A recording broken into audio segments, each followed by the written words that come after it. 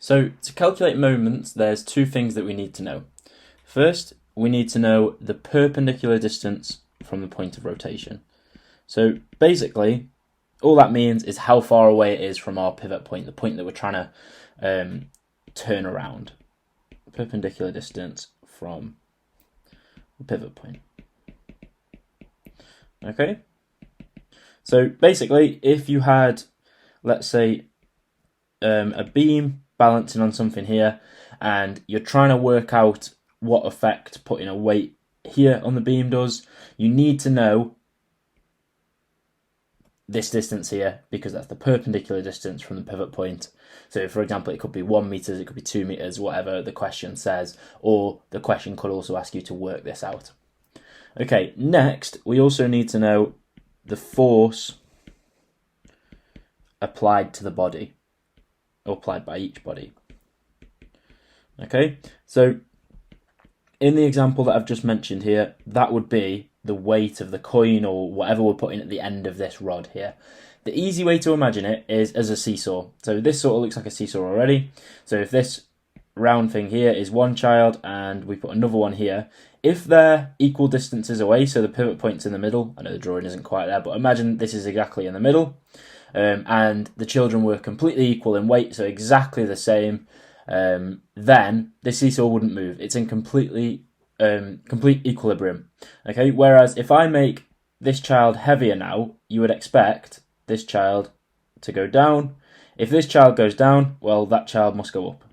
Okay, so you can see that's producing a clockwise rotation on this rod here. Okay. So here we've got a weightless beam that's 2 meters long and it's balanced about its center. So we have a coin on one end of the beam, you can see that there, with a mass of 10 grams. So remember, W here means weight, not mass, so we need to change that to a weight first. Well, if we're working in SI units, we would first change it to kilograms, and 10 grams is 0.01 kilograms. So changing it to a weight, we just times by gravity. I'm just going to leave it as 0.01 G for now. Okay, quite nicely, they've give us G as 10 meters per second squared rather than 9.8. So this is dead easy to work out because it's just 0.1 newtons. How much downward force must we apply 40 centimeters away from the center of the beam to keep the system in equilibrium? So here's that force, and the good thing is this is a weightless beam, so we don't need to consider how the weight is distributed in the beam or anything like that. We can just consider the external forces. So basically, we need to consider a clockwise rotation and we need to consider an anti-clockwise rotation. What produces the clockwise rotation? Well, this, because if you imagine this is pushing down, the beam wants to spin this way, which is clockwise. And then the opposite, this produces the anti-clockwise because this is pushing down, so the beam wants to spin that way. Okay, so what have we got clockwise? We've got just the weight of this coin here, and it's 1 meters away. So 0.1 newtons, we're going to do 0.1 times 1, so just 0.1. And then because we've done meters times newtons, this is now a torque, so it's going to be newton meters. Anti-clockwise, we've just got the force here, and we know that's 0.4 meters away. So we're going to have 0.4 F as our force that way. Now, we know the system is in equilibrium. What does that mean? It means it's not moving in either direction. So we can set these equal to each other. So 0.1 equals 0.4 F. And then we need to figure out what F is. So we can divide by 0.4. So 0.1 over 0.4, you can see this is a quarter or 0.25. So 0.25, and this is a force, so it's newtons. And that's F there. So in the previous example, we assumed that the beam was weightless. While that does make our calculation easier, it isn't right to use in a normal scenario. So for example, you could imagine the plank as a piece of wood. A piece of wood has some weight, doesn't it? It can't just be weightless. Now, let's say that the beam is balanced 1.5 meters away from the coin. So rather than it being in the center like the last example, it's 1.5 meters away. So the overall beam is still 2 meters, but the pivot point's moved. The beam now weighs 20 grams. Assume again that G equals 10 meters per second squared and the system is in equilibrium. We have to consider the center of mass of the beam as a new source of clockwise moment. Why would it be clockwise? Well, because it's a uniform rod. so that we imagine the centre of mass is right in the centre of the board, so that's here, which is to the right of our pivot point, so that's going to make the beam turn this way, which would be clockwise. Okay, so considering clockwise, so I'm just going to do a little arrow there that's pointing clockwise. What do we have? We have this force here that we don't know yet, and we have this weight here. Remember, the coin weighed 10 grams, which is 0.01 kilograms. Okay, so we can work out its weight, again, using that g equals 10 meters per second squared. So we would do 0.01 times 10. So again, we get 0.1 newtons being applied here. Okay, here, what weight do we have? Well, we have a mass of 20 grams, so can we work out the weight? Yeah. Convert this to kilograms, first of all. It's going to be 0.02 kilograms. Then we're going to do 0.02 times by g, so times by 10. So we get 0.2 newtons. So that's in the centre here as our centre of mass. Okay, so all the clockwise forces, we have this and this. So let's work out the moment. So remember, it's just force times distance. So we're going to do this distance here, which is 1.5 times this, and then this distance that we need to work out. But if we know this is in the centre and the beam is 2 meters long, then this distance here must be 0.5. Okay, so we're going to have 0.5 times 0.2 plus the 0.1 times 1.5. 0.1 times 1.5. Okay, so what do we get? Well, 0.5 times 0.2, that'll be 0.1. You can, of course, use your calculator for this. 0.1 times 1.5 is 0.15, so that's going to be 0.25. And again, this is a distance in meters. This is a force in newtons. The same goes for these ones, so we get Newton meters. Okay, so those are the clockwise ones. Now we need to consider anti-clockwise. Okay, what do we have that's trying to force it anti-clockwise? Just this one. Okay, so let's figure out what that needs to be. So we'll have F times 0.5, because that's the distance from the pivot point, so 0.5 F. And again, we're trying to keep it in equilibrium, so what does F have to be? Well, 0.5 F would equal 0.25, because the clockwise moment would have to equal the anti-clockwise moment. So what would F have to be? Well, F would have to be 0.5 newtons. Okay, so that is the force being applied at this point here. So the rod still weighs 20 grams, but its centre of mass is no longer at the centre of the rod. So you would imagine if the rod was completely like normal and uniform and equal throughout, it's going to be right at the centre all the time. In this case, we're told that it's not. Now we exert a force of F equals 0.58 newtons. So straight away, I'm going to label this as 0.58 newtons. Okay, we know that the rod weighs 20 grams. I'm going to change that to a weight rather than a mass. So 20 grams equals 0.02 kilograms and 0.02. So I'm using F equals MA with G equals 10 meters per second squared. 10 because that's what the previous questions were. Obviously, normally we use 9.8, but here we're using 10. So times 10. That's, of course, 0.2, and this is going to be a force, so in newtons. So this is going to be 0.2.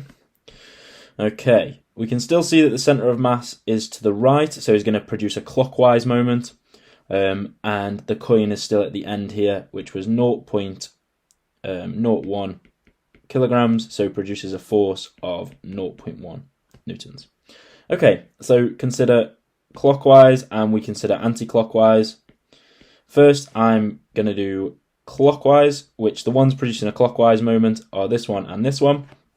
So we know the distance from the pivot point for the coin, so it's going to be 0.1 times 1.5.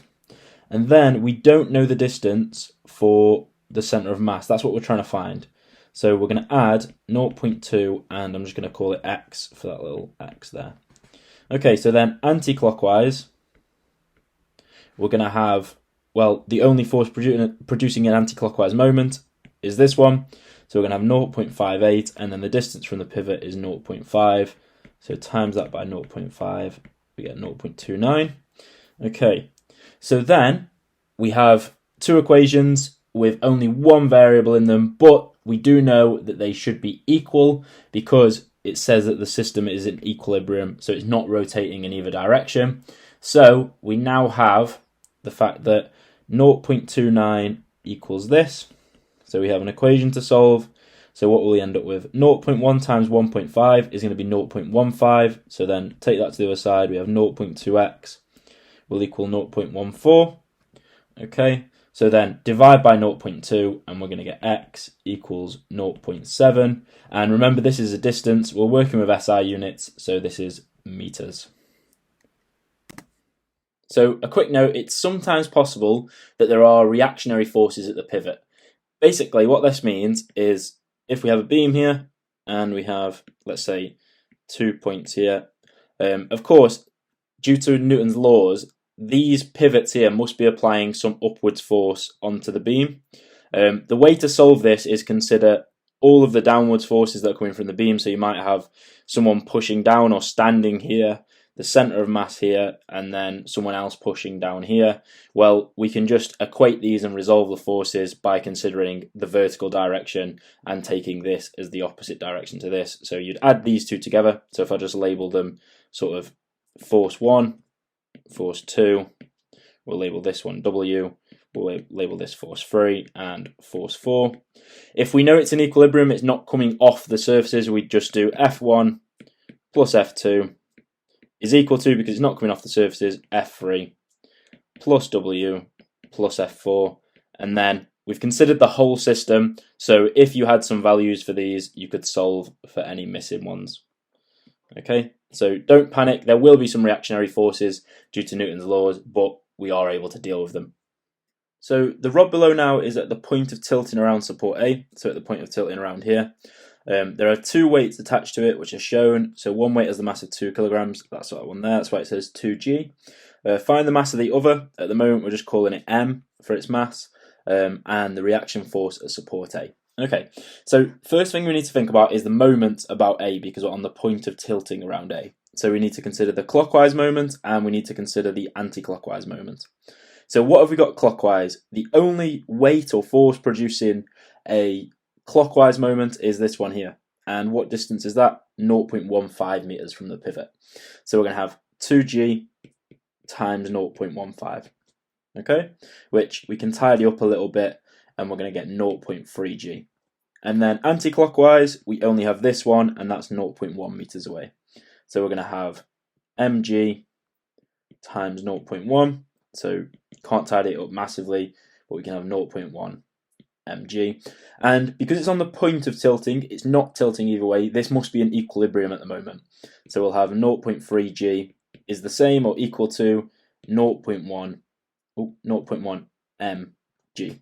Okay, so now we have an equation to solve. Now you might be thinking, well, we have multiple variables in here, we can't really solve this.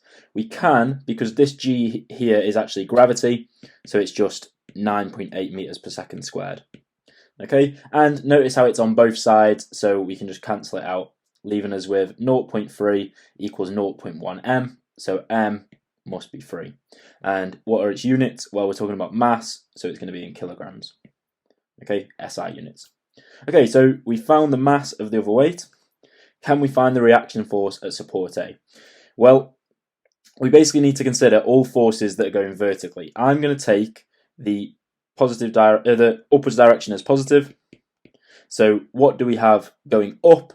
Well, we would have RA, so reaction force at the pivot A, and the reaction force at B, so RB.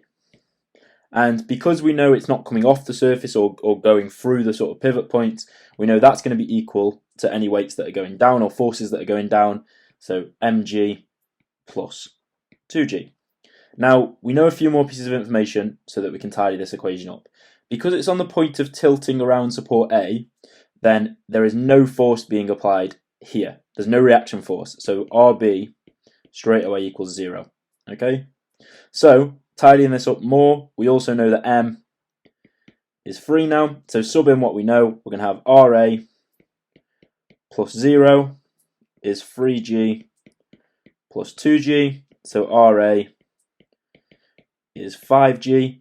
Now, if it said in terms of G, we're done, but it doesn't, so we need to work this this actually out. So sub in G we know is 9.8, and you'll get 49. And because this is a force, we're going to have 49 newtons.